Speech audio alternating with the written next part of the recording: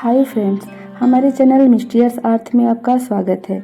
आइए जानते हैं चैतन्य महाप्रभु की जीवन कथा और उनके द्वारा हमारे समाज के प्रति योगदान के बारे में।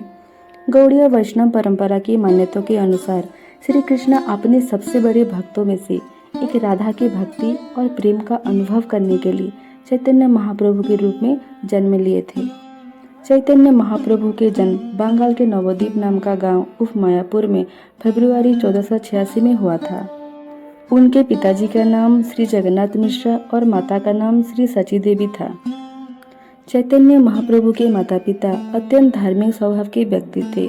दोनों ही मूल रूप से सिलहट में रहने वाले ब्राह्मण वंश के थे।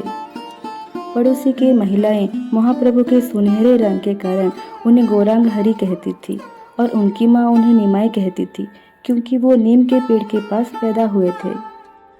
चैतन्य महाप्रभु को व्याकरण एवं संस्कृत का अध्ययन करने का अवसर मिला। इनसे उनकी बौद्धिक योग्यता स्पष्ट होने लगी। कुछ दिन बाद एक विद्वान आचार्य की पुत्री लक्ष्मी देवी से उनका विवाह हुआ। प्रथम पत्नी के सर्पदंश से मृत्यु हो जाने के कारण उन्होंने दूसरी विवाह की, जिनका नाम विष्णु प्रिया था।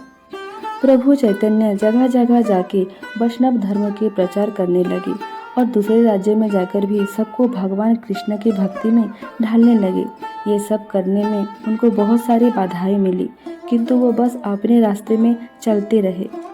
कीर्तन और भगवान के नाम जपते जपते वो इतना विभोर हो जाते थे कि नाचने लगते थे। महाप्रभु गौरांग सारे संसार को ये बताई कि हरि के बिना अन्य कोई मार्ग नहीं। दिन बीतता गया और चारों ओर बस हरि का नाम गूंजता रहा। सारी रुकावट को दूर करके निमाई सबके नाम में भगवान श्री कृष्ण की छवि बैठा दिए। इसके बाद कुलिया के कुछ ईसालु और तुच्छ बुद्धि वाले ब्राह्मणों ने महाप्रभु से झगड़ा किया और इनका विरोध करने के लिए एक दल इकट्ठा किया। निमाई पंडित स्वभावतः एक कोमल हृदय व्यक्ति थे, किंतु अपने सिद्धांतों में दृढ़ थे।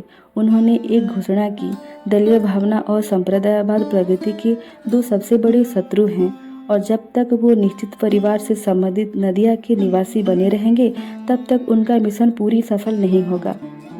तब उन्होंने एक विशेष परिवार, जाति और पंथ से अपना संबंध तोड़कर विश्व के नागरिक होने का संकल्प लिया और इस संकल्प के साथ उन्होंने अपने आयु के 24वें वर्ष में उसी शहर के केशव भारती के मार्गदर्शन कटुआ में सन्यासी का पद ग्रहण किया।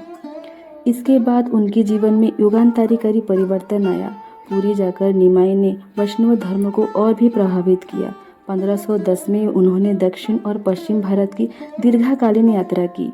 निमाई जहाँ भी जाते थे हजारों व्यक्ति उनकी ओर आकृष्ट हुए। फिर आगामी 18 वर्ष उन्होंने पूरी जगन्नाथ धाम में व्यतीत किए। चैतन्य महाप्रभु ने नवद्वीप बंगाल, पुरी ओडिशा और वृंदावन उत्तर प्रदेश में वैष्णव धर्म को एक नई दिशा दी।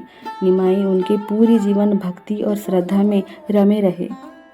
चैतन्य महाप्रभु ने संन्यास लेकर कीर्तन के माध्यम से कृष्ण की भक्ति करने में आजीवन लगे रहे।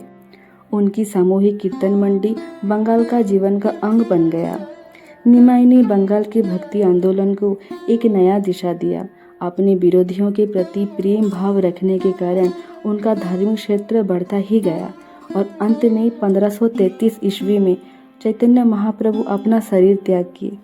ऐसे ही और भी पौराणिक कथाएं जानने के लिए हमारे चैनल को सब्सक्राइब करिए। राधे राधे।